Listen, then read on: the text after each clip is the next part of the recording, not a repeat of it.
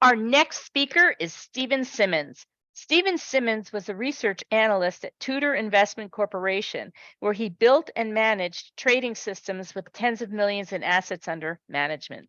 Later, he was CTO at AG Squared, Director of Technology at Ideal Lab, then American Towns. So with more than 30 years of success, he's a veteran in the worlds of quantitative finance and internet technology. Now the founder and CEO of WaveBasis and the platform's oldest active customer, Stephen is on a dedicated mission to advance the science of Elliott Wave analysis and serve the Elliott Wave community with the best tools possible. Over to you, Stephen. Okay, hello everybody. And first, thank you, Jody, for inviting me back at this Elliott Wave Hub event. I'm just honored to be here with all these distinguished presenters and experts. So thanks again, and thanks for everybody that came. So you should see on your screens the WaveBasis website. I'll just show you that so you can check out the website, see the pricings of our various plans. WaveBasis is a subscription service. You can sign up for a 14-day free trial. I'll talk more about that at the end. But now, first, a little bit of background and history. You should be able to see the presentation now. Move forward here. Who am I? What do I do? Just segue from what Jody said in the introduction. I'm the founder and CEO of WaveBasis. I run the company and I built and manage the technology. My background is I'm a computer science engineer. And as Jody mentioned, I spent several years in the early 90s working at Tudor Investment Corp, building trading systems in their research group, working with Paul Jones, and I got to see a lot of how he does what he does. Currently, I manage a traditional, as you can see on the slide, I manage a traditional long-term equity portfolio, about 25 instruments. I manage a long-term crypto portfolio. I also manage a private crypto fund. I was approached by some friends and colleagues a couple of years ago because they saw what I was doing with WaveBasis and my personal trading and investing. And I also run a private trading group with friends, family, and colleagues, just a sort of mini virtual trading room. That's a little bit about me. My approach to Elliott Wave trading, I refer to it as a down-to-earth Elliott Wave philosophy, as sort of focus on the basics and the underlying philosophy of Ralph Nelson Elliott. And maybe a lot of people don't know that Ralph Nelson Elliott didn't devise Elliott Wave analysis for the financial markets in particular. He observed patterns of human behavior. He observed humans in many different arenas behaving in cyclical and repeating patterns. And if you zoom out a little bit, this is consistent with the way everything kind of works in the universe. Everything is moving in these cyclical and repeating patterns. So he used, in his book about wave analysis, he used the financial markets as just an example of a larger phenomenon that he had discovered and was pointing out for the world. And so for the purposes of our context, the Elliott Wave framework provides a mechanism for measuring these naturally occurring patterns in financial markets. And I tend to, again, the sort of real world approach that I have and perspective that I have, I liken tracking financial markets and formulating forecasts and trading to be like tracking a dynamic real world phenomenon like a hurricane. And that's why you hear Elliott Wave analysts with particular primary wave count with alternates, and wave counts are constantly being updated the same way you would update a hurricane forecast when you're trying to hone in on where a hurricane might land or the strength of it at a certain point in its progress. I use pure Elliott Wave analysis with RSI, MACD, and volume for confirmation. So my trades come from almost exclusively WaveBasis. In that process, I rely heavily on market context for guidance, and I'll talk a little bit more about that when we get into the charts.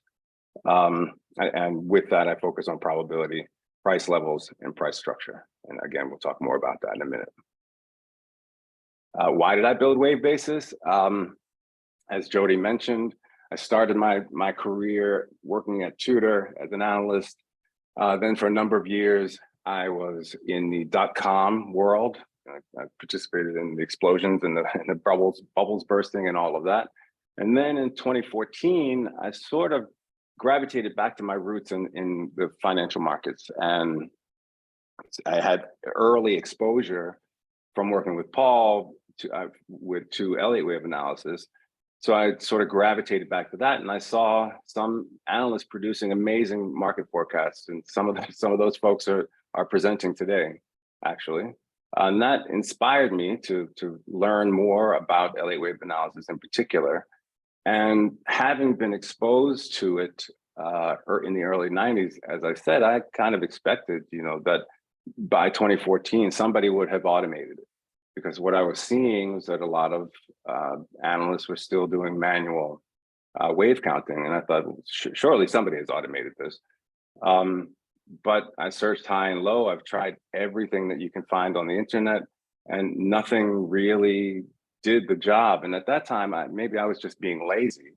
But as I was learning how to manually count, I just didn't want to keep doing it over and over again. So I started working on algorithms for WaveBasis, really for myself as a way to accelerate my own work and to remove, some of the subjectivity and some of the error-prone nature of that can come along with the Elliott wave counts, and most in particular to speed things up for myself.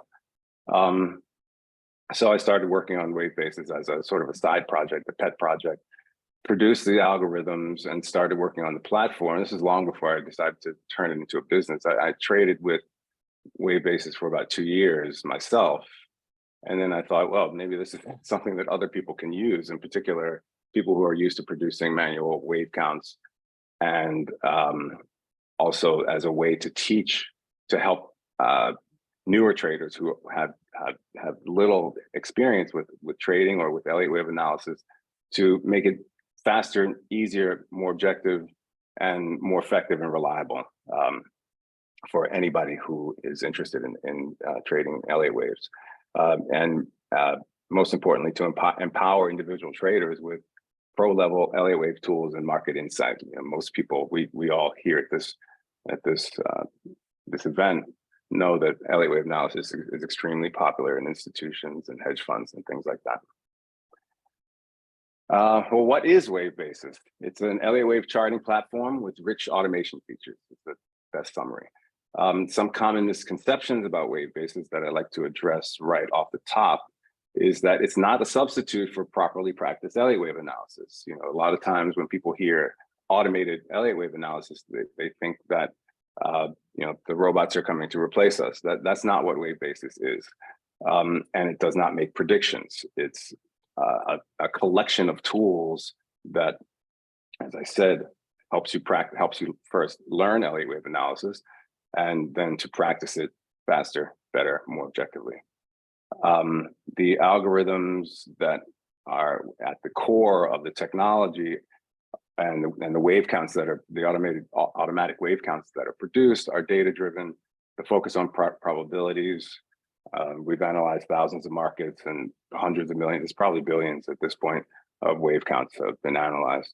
So who's it for? If you're, as I mentioned, if you're a beginner, this WaveBasis will help you learn to practice Elliott wave analysis in a practical, intuitive way.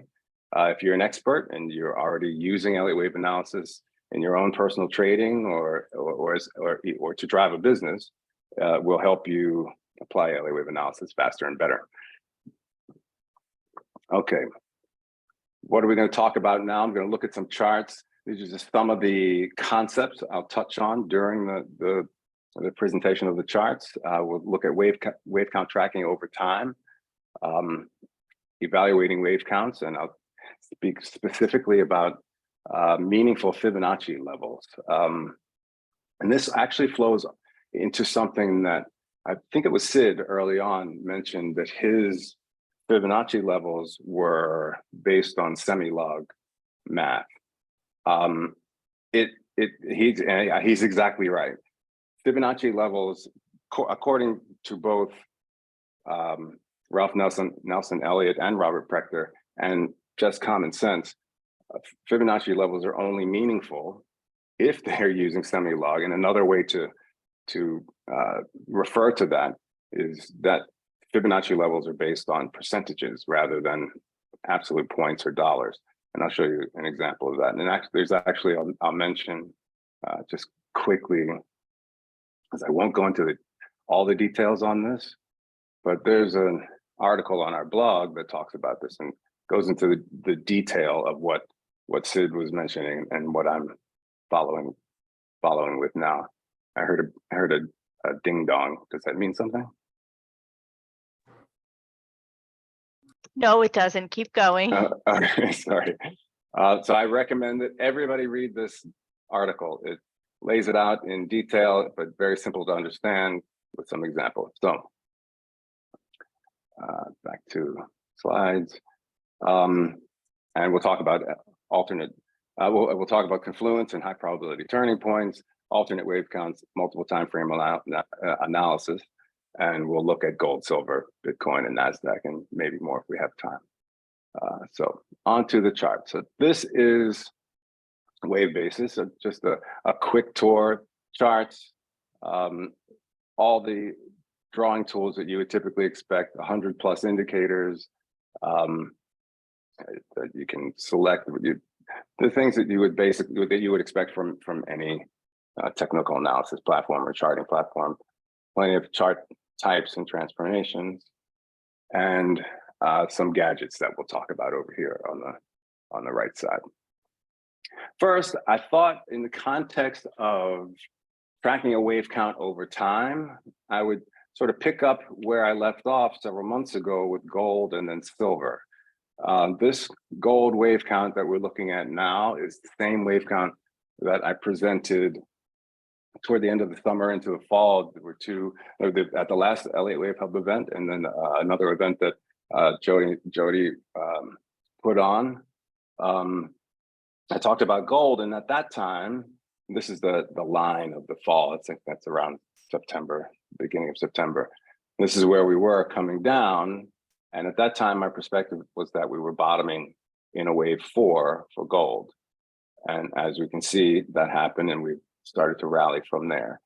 So I'd like to just to answer the question, what are these boxes? Why was I thinking that at that time? Let's take some of these off for a second.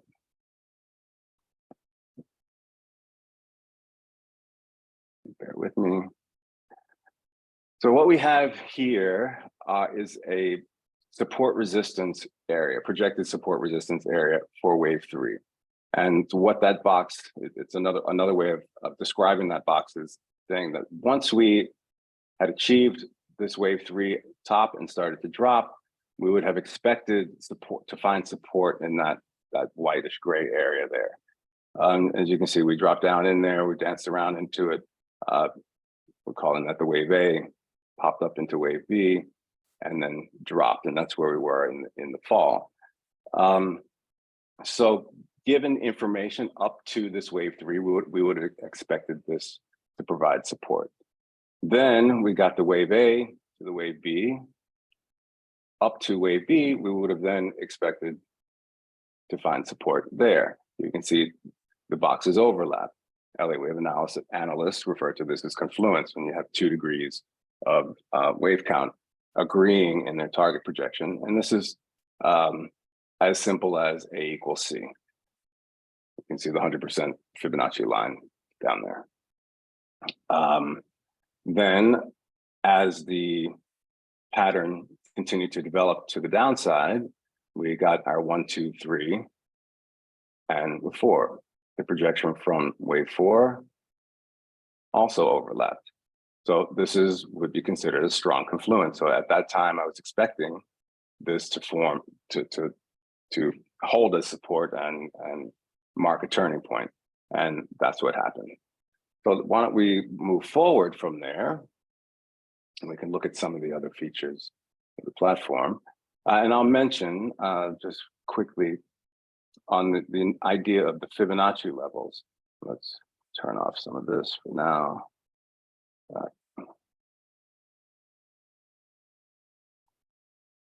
What we see here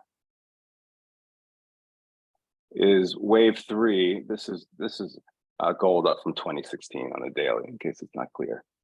What we see here is that wave 3 got to just above the 2.618% Fibonacci level. Now, again, these Fibonacci extensions are calculated based on percentages. So if you open most other platforms, it's going to be a completely different number, a completely different ratio here. And as far as I can tell from a mathematical standpoint, it's going to be meaningless. And you can read about that in the blog post. These are the Fibonacci levels that Robert Prechter and Ralph Nelson Elliott are looking at based on percentages. And that's in both of their books, in case you're wondering. So it's maybe hard to believe that most platforms are wrong and they're using arbitrary Fibonacci levels, but it's just one of those things. It's the truth. So let's move forward and look a little bit more closely. So as we can see, let's turn on our support resistance. We've rallied up from that presumed wave 4, and we're heading toward what we would expect to be wave 5 up there. We can project that forward. We are expecting wave 5 to be there, just above wave 3. Now, there's nothing that says it has to stop there. As some of us know, commodities, particularly metals, have had a tendency to launch into extended wave 5s. So we'll see what happens when we get there. But we can see that so far, we can zoom in on this a little bit.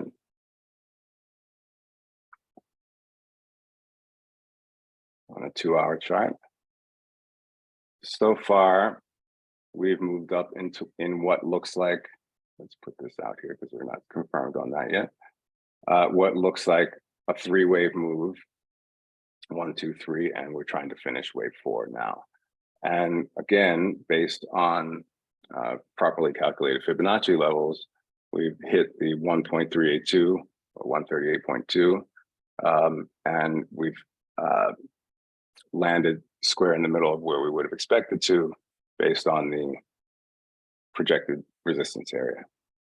Now we can see we're a little lower than we would have typically expected here for wave 4. But that's the nature of probability. It's not always going to land in the middle of the box. Once that presumed wave 4 finishes, we're going to expect to rally up into the highest probability area here is this area of confluence around 2050. So we'll see, but that's how I'm viewing it now. This is my primary. I have had no reason to question this count since last summer, so I'm just going to keep tracking it. Very similarly on silver, same thing. I didn't put a line on here, but this is about where we were. Let's see, coming into the fall, we were in here, and incidentally, the webinars that I'm talking about, where I posted these charts of gold and silver, they are on the WaveBasis YouTube channel, also on the WaveBasis website in our video tutorial section. So you can see those forecasts from back then. Same thing, we got down into confluence area, overshot a little bit, but I'm not complaining. In this case, whereas gold appears to have dropped into a wave 4, this is silver up from a presumed bottom in 2020. We have what I'm counting is 5 up, and we can see here that wave 5 hit right where we would have expected it to, and we dropped down into this wave 2, and now we're counting up. This count doesn't look too dissimilar to the gold count, wave 3 stopped about where we would have expected it. Now we have what looks like a deep-ish wave C.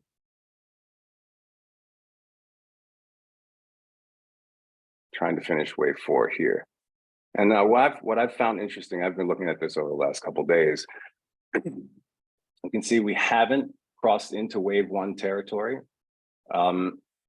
but ideally we won't for added confidence, but we can cross into wave 1 territory on this, because as we can see here, we're way under what would be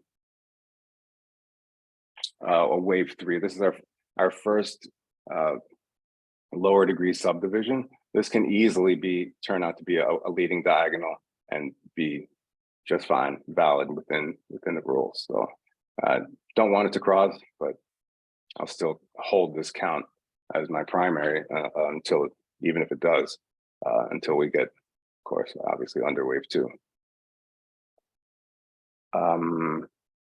See, is there anything else? So this count, this is actually the same chart that I showed in the fall. So maybe the question is, well, how do I get that wave count? Well, if you can open a new gold chart, you can see the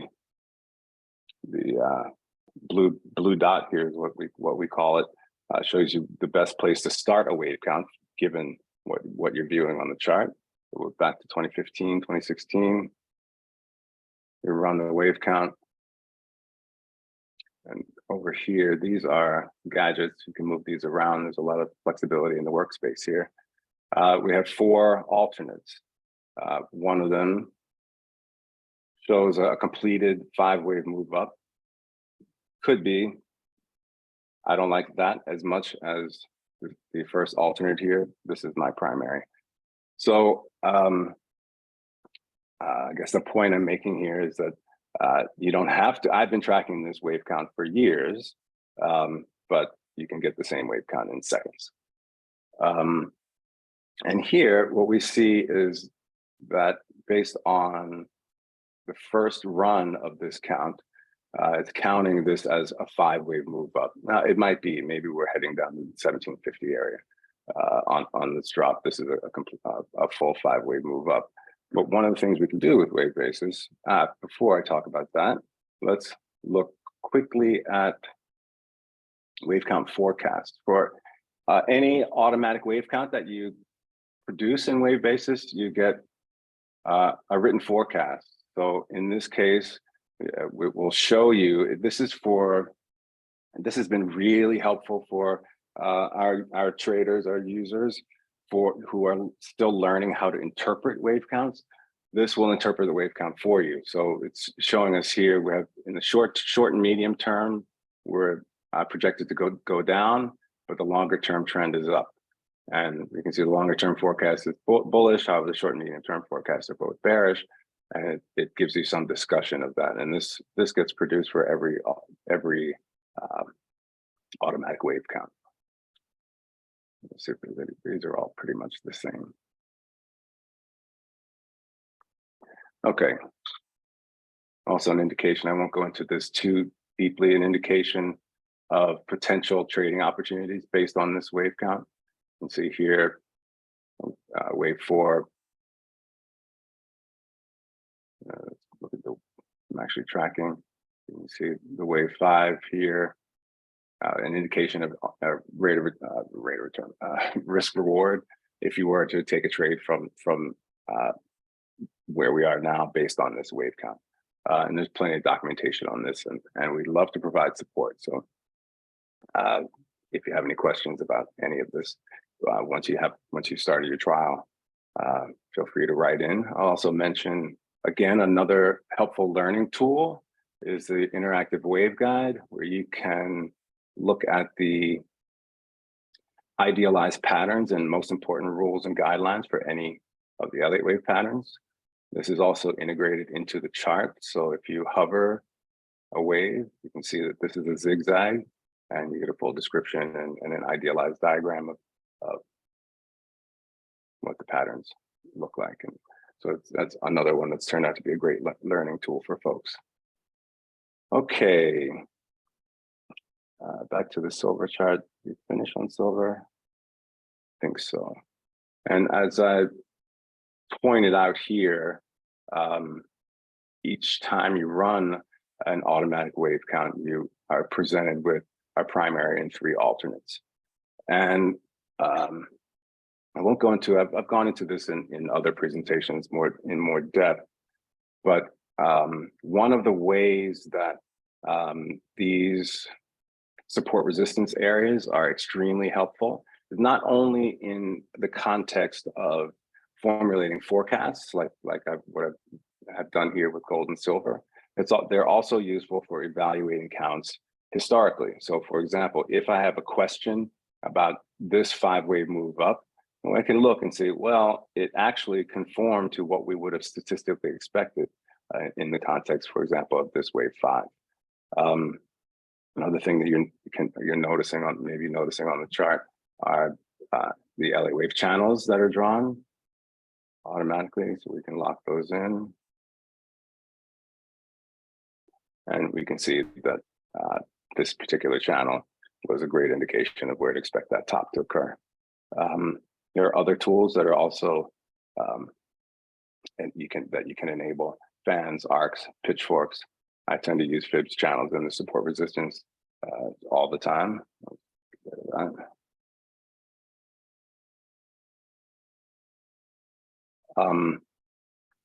So now let's take a look at Bitcoin. Now let's start on the daily. And maybe I'll also mention Ethereum along the way here.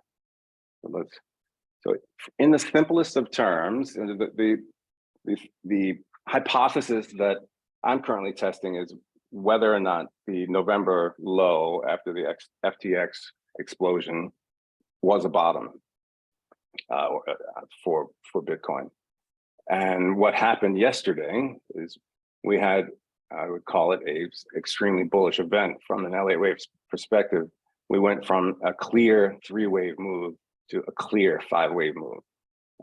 This indicates to me that we are heading up either in a much bigger bounce or we've started a new bullish uptrend.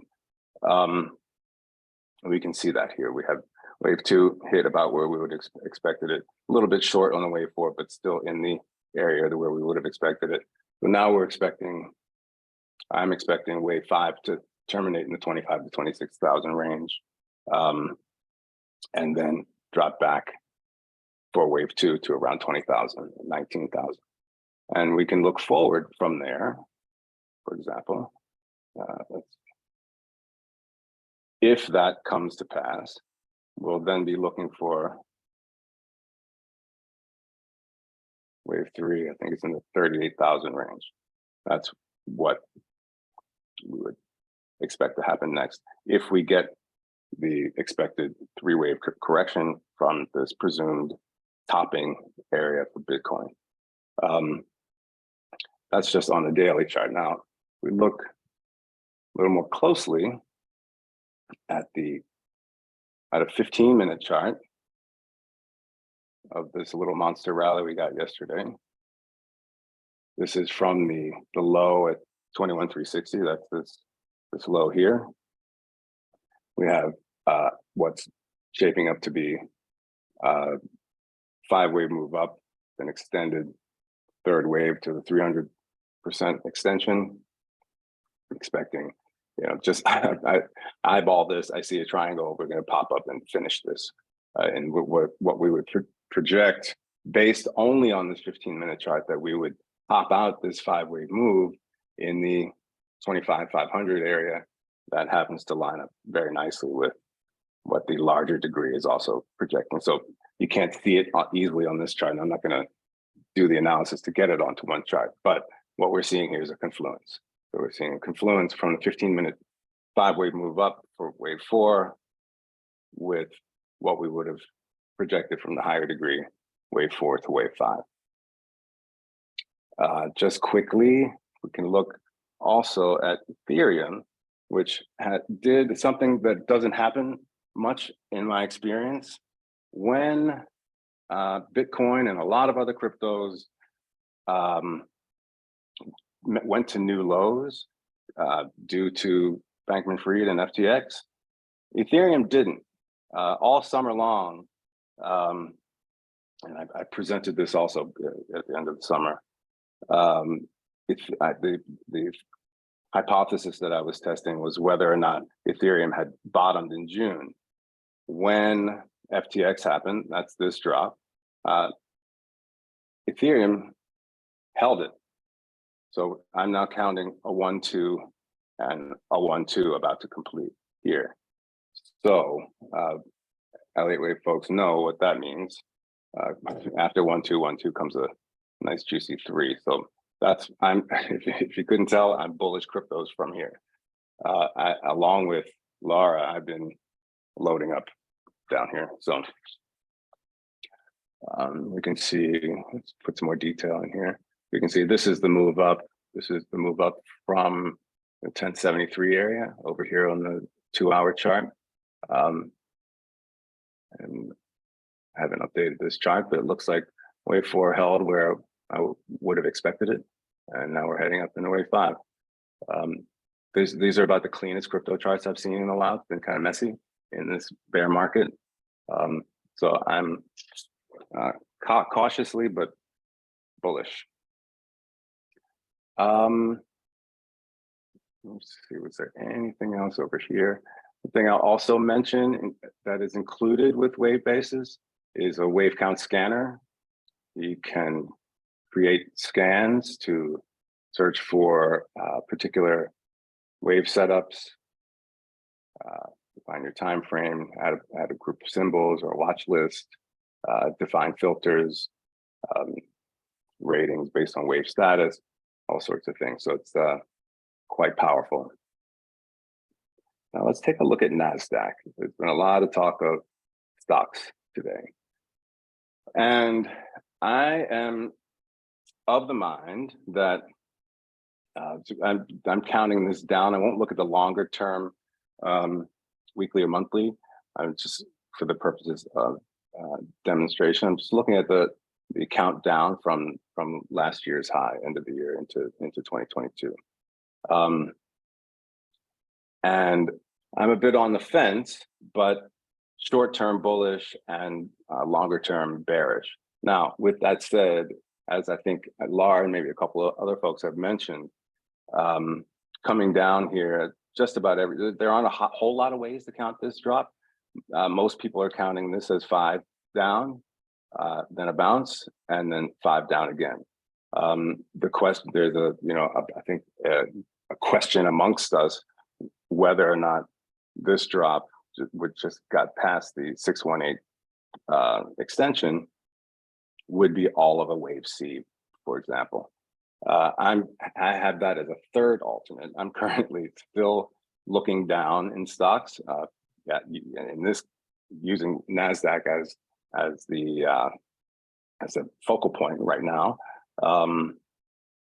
expecting that we're currently going up in a 5-wave move for wave C. The question I have is whether it's going to stop soon enough to be a wave 2 for this first lower degree subdivision, which means it will have to stop under this 13,741 area, or if we're bouncing up in a bigger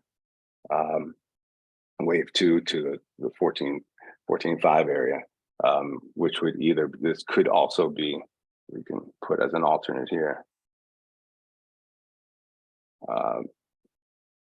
having finished all of a wave A, bouncing up in a wave B, for example.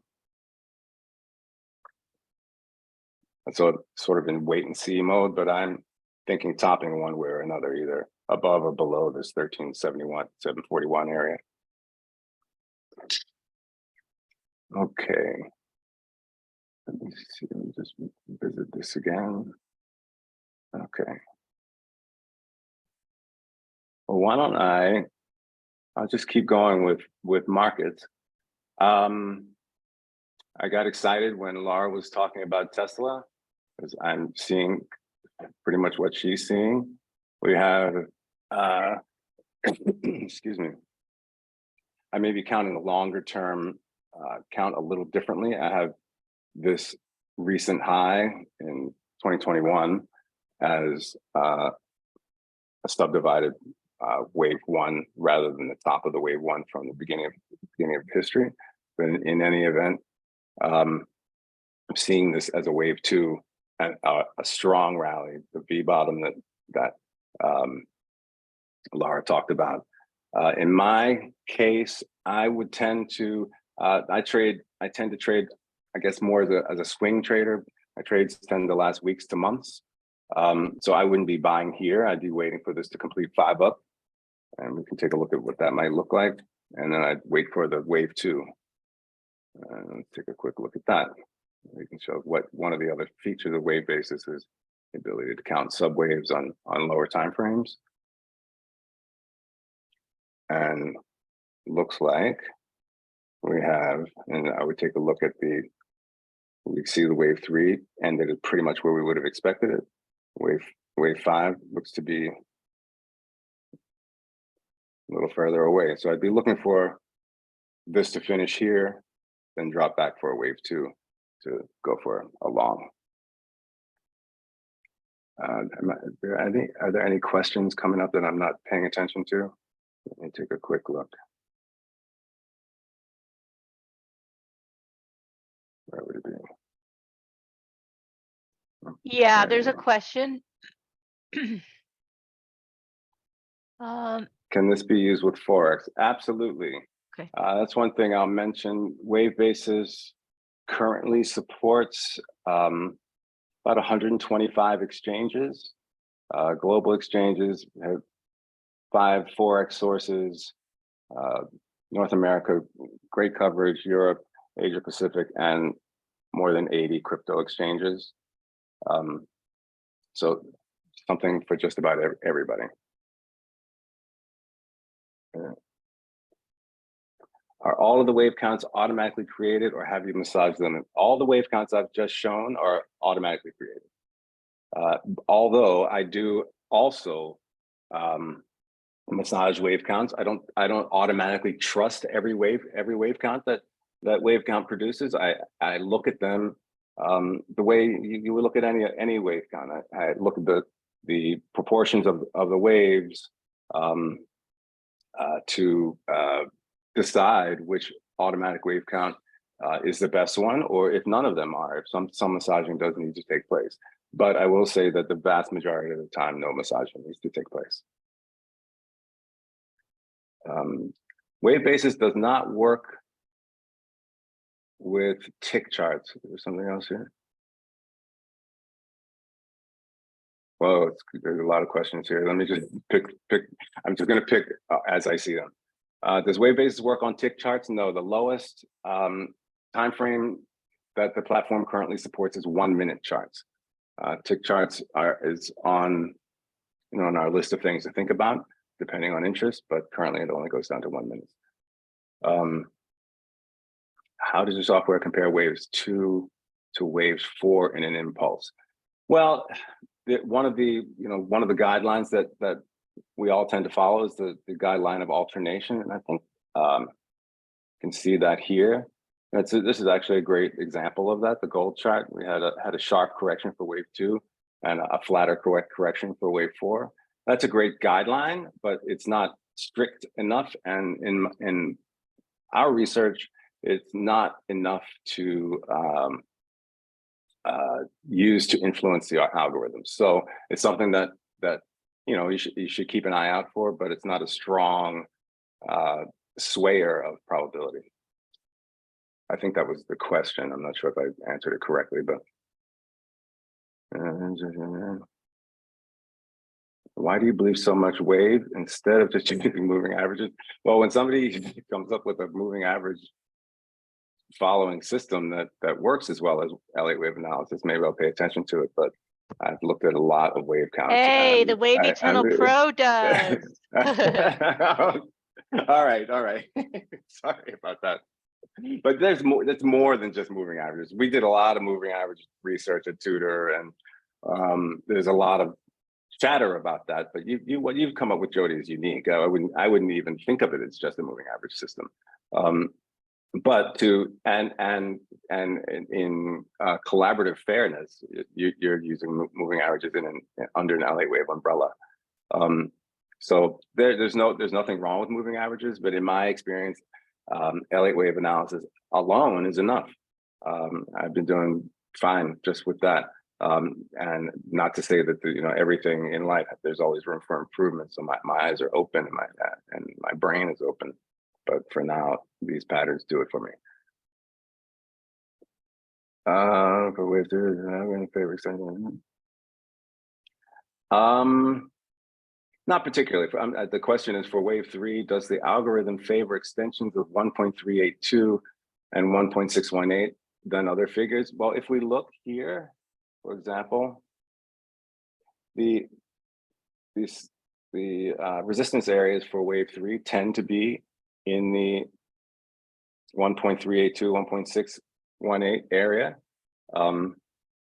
That's just, probability based on, as they say, past performance is not an indicator of future performance, but that's really all we have to go on in this life. On your service, what did the casual trader get? But I think that's a better question to write into support. There's resources on the website about those sorts of things. Does your program offer help or teaching? Well, I think I mentioned on the presentation, we love questions. So is it on here? No, it's in the, we are enthusiastic about supporting folks, especially about questions about how to use the software for your particular trading style or objectives, and questions about interpreting and wave counts, understanding the rules and the guidelines and things like that. So plenty of support. So no reason to back away. Dive right in. We're here to help. Truncation, similar to Lara, I don't trust truncations. In the research that we've done, I don't want to speak too strongly, but my first thought is truncations are a ghost. If it's truncated, it's not a completed pattern. There's almost always, not almost, there's always a better way to count a section of a chart than to use a truncation, than to rely on truncation. So I'm not sure I understand that. Does the software validate size in percentage when considering different degrees of trend? I'm sorry, I don't really understand the question.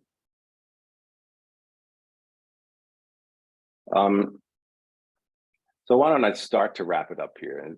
I can look at some more markets, but why don't we just talk about the offer? You'll see it on the link that Jody has been posting. Sign up for a 14-day free trial. Try it out. It's risk-free, no credit card required. You can stop doing the trial whenever you want, and if you decide to subscribe to one of the paid plans, you can cancel it at any time. The trial is the fully functional trader level plan. I'll just mention quickly, there are 3 tiers of service: casual trader, and active trader. And it includes all the features I just showed you and more. Automatic wave count forecast, and the smart tools, the interactive wave guide, lots of indicators, drawing tools and chart types, and as I mentioned, global market coverage and enthusiastic support. We'd love questions, to be honest, because we like to hear people thinking and doing actual analysis. And after you've done the trial, and this will be on the offer page, use the promo code EWHub 2023 to get a 20% discount, and that discount is for the first 12 months. So it's a good savings.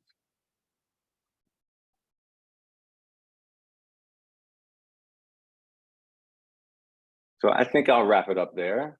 If there are no other questions, what was the link for the trial? You can get the link from the trial from the website. It's sign up. It's on the forecast, elliottwavehub.com/forecasting event page. That's right. Sorry, Jody. I'm But terrible there about are a stuff few like more that. questions that came in under the Q&A if you want me to ask them. Sure.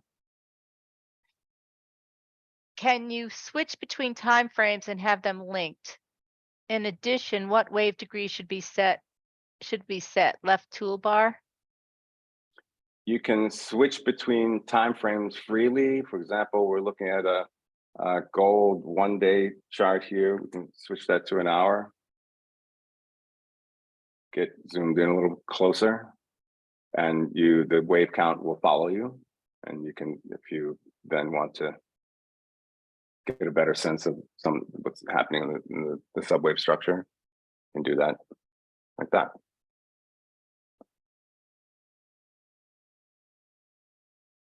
Let's see. Bank Nifty India. We support NSE. NSE is in real time. Somebody asked about real time, I think, at some point. Most markets are provided in real time, with the exception of some global markets. India, NSE, BSE are also in real time. Futures are currently delayed. That won't be the case for long, but most stuff is in real time. Forex is all real time. And somebody is asking if you have Bank Nifty data, if you can do a count on Nifty. We can take a look. Let's take a look at Bank Nifty.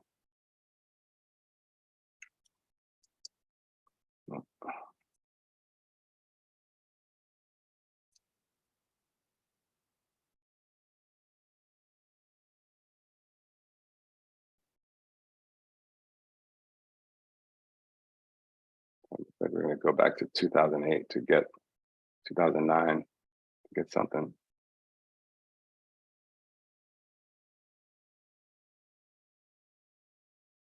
And well, now this is interesting, and this is actually a great example of why you want to use mathematically meaningful Fibonacci extensions. Who knows what a standard Fibonacci tool would show here, but we can see clearly that this wave 3 was greater than 100% extension, which tends to indicate that it is a solid wave 3. You don't need to just be looking at this, determining this visually. You know it mathematically according to the underlying sort of laws of this theory. And let's see, wave 4 is projecting out to considerably higher than where we are now. We do have a 5 up, it looks like, and a wave 5 that looks like it finished there. So maybe we've either completed this full 5-wave move up. That would align with, I think, what the end of the world practice stuff is saying, or since we would tend to expect, based on this prior structure, we would tend to statistically expect this to continue to run up to 100,000. I don't know enough about Indian markets to know if that's reasonable or not. But in that case, we would be then expecting this to be well, let's see if we get it in the alternate. Well, there's a better alternate. Let's stick with this one. In this case, this would be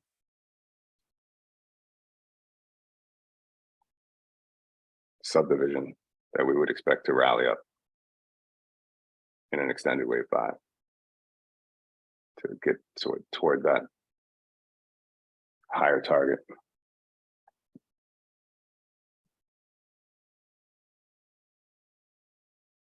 Bank Nifty.